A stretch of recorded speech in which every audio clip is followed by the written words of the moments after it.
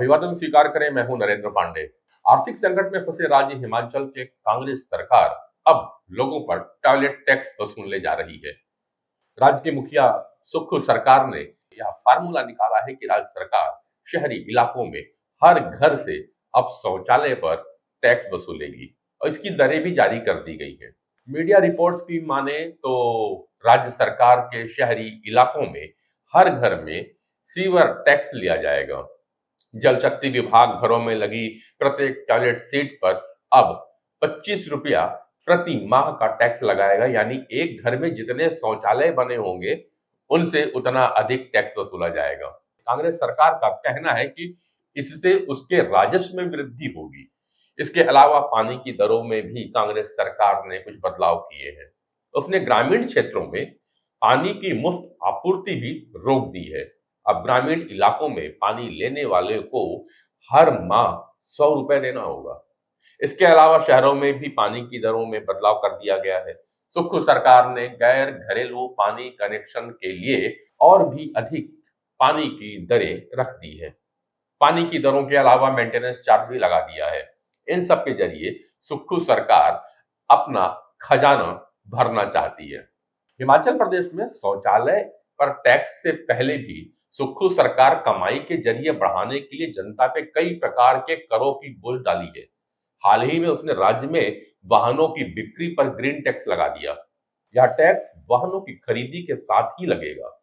जहां एक और सरकार लोगों पर टैक्स का बोझ बढ़ाती जा रही है, वहीं दूसरी ओर उनको दिए जाने वाले फायदे घटाए जा रहे हैं। हाल ही में हिमाचल प्रदेश में आयकर भरने वालों को दी जाने वाली 125 यूनिट मुफ्त बिजली की योजना सुक्खू सरकार ने बंद कर दी। अब उसने उद्योगों को दी जाने वाली 1 रुपए की सब्सिडी भी बंद कर दिया है। सुक्खू सरकार के अंतर्गत हिमाचल प्रदेश की आर्थिक हालात इतने बिगड़ चुके हैं कि वह सितंबर माह में कर्मचारियों को तनख्वाह और पेंशन तक समय पे नहीं दे पाया था। सुक्खू सरकार राज्य में कई रेवड़ी वाली योजनाओं का ऐलान करके सत्ता में आई थी। इन पर भी काम नहीं हो पाया है। अब वो रेवड़ियां कहीं और पड़ी हुई नजर आ रही हैं। उधर सत्तारूढ़ भारतीय जनता पार्टी को लोकसभा चुनाव अभियान के दौरान कई राज्यों में किसानों के गुस्से का सामना करना पड़ा था, जिसके चलते एक दशक में पहली बार वह अपने दम पर बहुमत हासिल करने में विफल रही। हरियाणा, महाराष्ट्र, झारखंड राज्यों में चुनावी मौसम करीब आ रहे हैं, तो ऐसा लगता है कि भाजपा नेतृत्व किसानों के साथ अपनी खींचातान को कम करने में कोई कसर छोड़ना नहीं चाहती और किसानों को खुश रखने का एक बड़ा लक्ष्य रख दिया है। आने वाले दिनों में चुनाव आयोग द्वारा महाराष्ट्र के चुनावों की तारीखों की घोषणा जल्द किए जाने की उम्मीद है और हरियाणा में तो 5 अक्टूबर को मतदान हो ही रहा है। ऐसे में केंद्र हाल ही में चावल के निर्यात पर साल भर से लगे प्रतिबंध को हटाकर निर्यात की अनुमति देने जा रही है। साथ ही प्याज के निर्यात पर भी प्रतिबंध लगा दिया गया है।